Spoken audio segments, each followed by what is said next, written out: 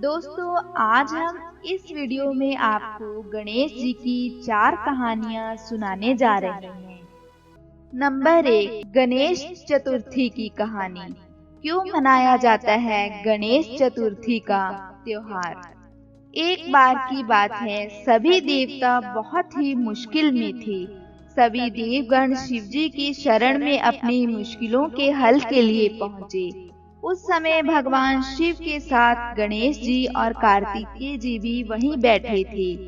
देवताओं की मुश्किल को देखकर शिव जी ने गणेश और कार्तिकेय जी से प्रश्न पूछा, तुम में से कौन देवताओं की मुश्किलों को हल करेगा और उनकी मदद करेगा? जब दोनों भाई मदद करने के लिए तैयार हो गए, तो भगवान भोलेनाथ ने उनके सामने एक प्रतियोगिता रखी।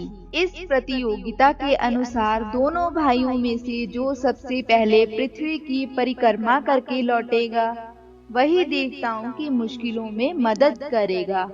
जैसे ही शिव जी ने यह बात कही, कार्तिकेय अपनी सवारी मोर पर बैठकर पृथ्वी की परिक्रमा करने के लिए चले गए। परंतु गणेश जी वहीं अपनी जगह पर खड़े रहे और सोचने लगे कि वे छोटे से मूषक की मदद से पूरी पृथ्वी का चक्कर कैसे लगा सकते हैं। उसी समय उनके मन में एक उपाय आया। वे अपने पिता भगवान भोलेनाथ और माता पार्वती के पास गए और उनकी 7 बार परिक्रमा करके वापस अपनी जगह पर आकर खड़े हो गए। कुछ समय बाद कार्तिकेय पृथ्वी का पूरा चक्कर लगाकर वापस पहुँचे और स्वयं को विजेता कहने लगे। तभी भगवान भोलेनाथ ने गणेश जी की ओर देखा और उनसे प्रश्न किया कि गणेश, तुम क्यों पृथ्वी की परिक्रमा नहीं करने गए? तभी गणेश जी ने उत्तर दिया, माता पिता में ही तो पूरा संसार बसा है। चाहे मैं पृथ्वी की परिक्रमा करूं या अपने माता पिता की, एक ही बात है। यह सुनकर भगवान भोलेनाथ बहुत खुश हुए और उन्होंने गणेश जी को सभी देवताओं के मुश्किलों को दूर करने की आज्ञा दी। साथ ही भोलेनाथ ने गणेश जी को यह आशीर्वाद भी दिया कि कृष्ण पक्ष की चतुर्थी में जो भी व्यक्ति तुम्हारी पूजा और व्रत करेगा, उसके सभी दुख दूर होंगे और भौतिक सुखों की प्राप्ति होगी।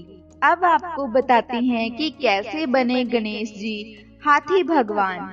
एक दिन माता पार्वती स्नान करने के लिए गई, लेकिन वहां पर कोई भी रक्षक नहीं था। इसीलिए उन्होंने चंदन से एक लड़के को अवतार दिया और उसका नाम गणेश रखा।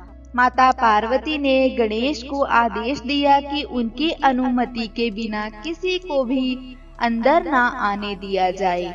जब भगवान भोलेनाथ वापस लौटे तो उन्होंने देखा कि द्वार पर एक बालक खड़ा हुआ है।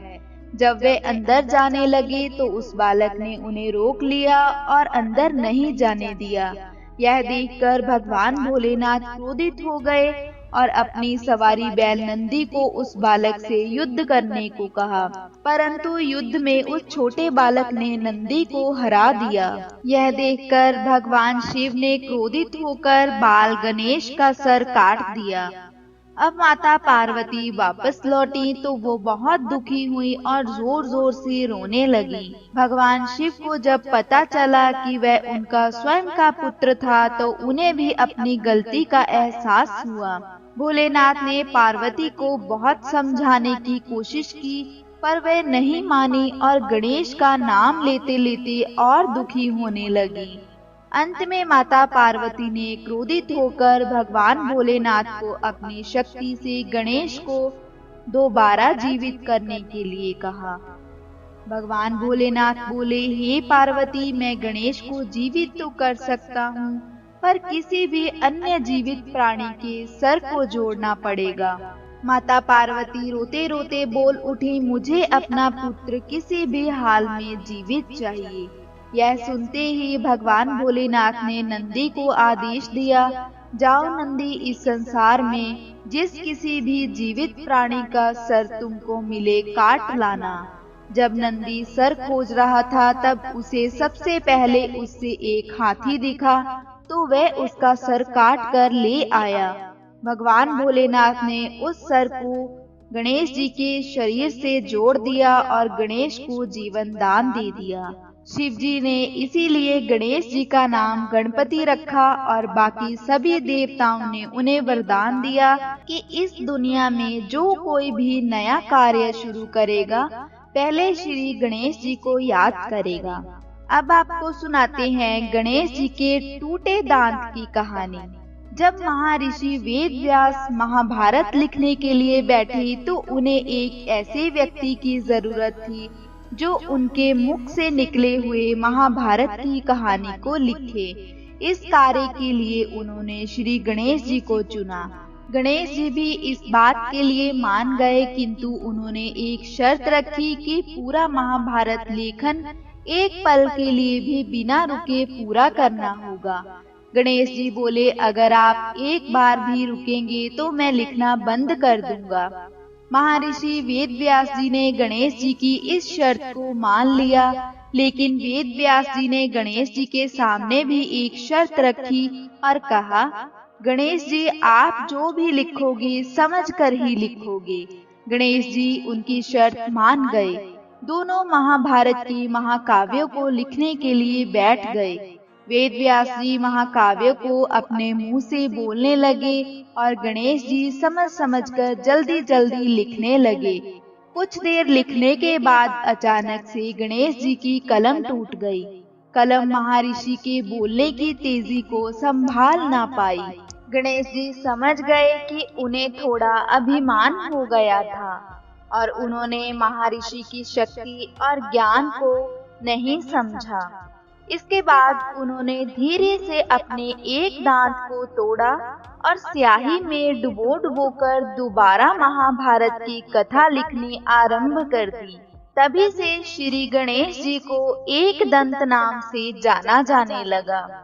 जब भी वेद व्यास को थकान महसूस होती तो वे एक मुश्किल सा छंद बोलते, जिसको समझने और लिखने के लिए गणेश जी को ज्यादा समय लग जाता और महर्षि को आराम करने का समय भी मिल जाता। महर्षि वेद व्यास जी और गणेश जी को महाभारत लिखने में 3 वर्ष लग गए। वैसे तो कहा जाता है महाभारत के कुछ छंद गुम हो गए हैं, परंतु आज भी इस कविता में 1 लाख छंद हैं। अब आपको बताते हैं कि कैसे मूषक गणेश जी की सवारी बना। यह भगवान गणेश जी की एक मनोरंजक कहानी है, जिससे पता चलता है कि गणेश जी को सवारी मूषक क्यों और कैसे मिला।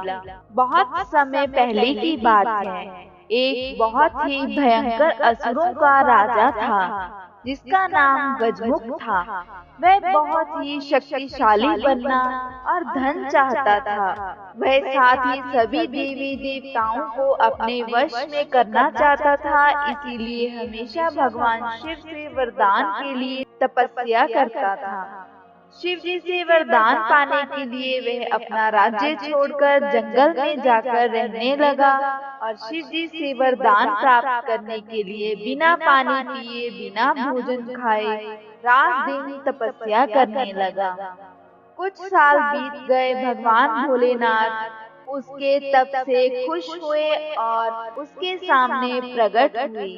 भोलेनाथ ने खुश होकर उसे दैवीय शक्तियां प्रदान की, जिससे वह बहुत शक्तिशाली बन गया। सबसे बड़ी ताकत जो भगवान भोलेनाथ ने उसे प्रदान की वह यह थी कि उसे किसी भी शस्त्र से नहीं मारा जा सकता। असुर गजमुख को अपनी शक्तियों पर अभिमान हो गया और वह अपनी शक्तियों का दुरुपयोग करने लगा और देवी देवताओं पर आक्रमण करने लगा। मात्र शिव, विष्णु, ब्रह्मा और गणेश जी ही उसके आतंक से बचे हुए थे। गजमुख चाहता था कि हर कोई देवता उसकी पूजा करे। सभी देवता शिव, विष्णु और ब्रह्मा जी के शरण में पहुँचे और अपने जीवन की रक्षा के लिए गुहार लगाने लगे।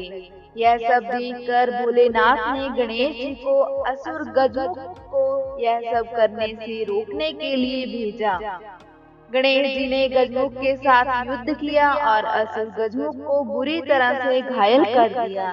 लेकिन तब भी वह नहीं माना। उस राक्षस ने स्वयं को एक मूषक के रूप में बदल लिया और गणेश जी पर आक्रमण करने के लिए दौड़ा।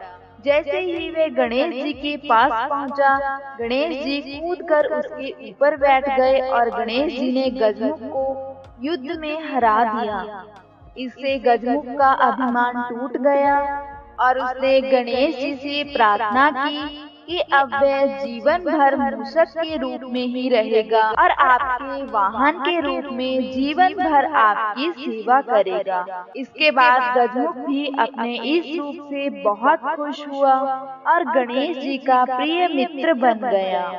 तो दोस्तों, ये थी गणेश जी की प्रमुख 4 कहानियाँ। आशा करते हैं आपको श्री गणेश जी की ये कहानियाँ पसंद आई होंगी।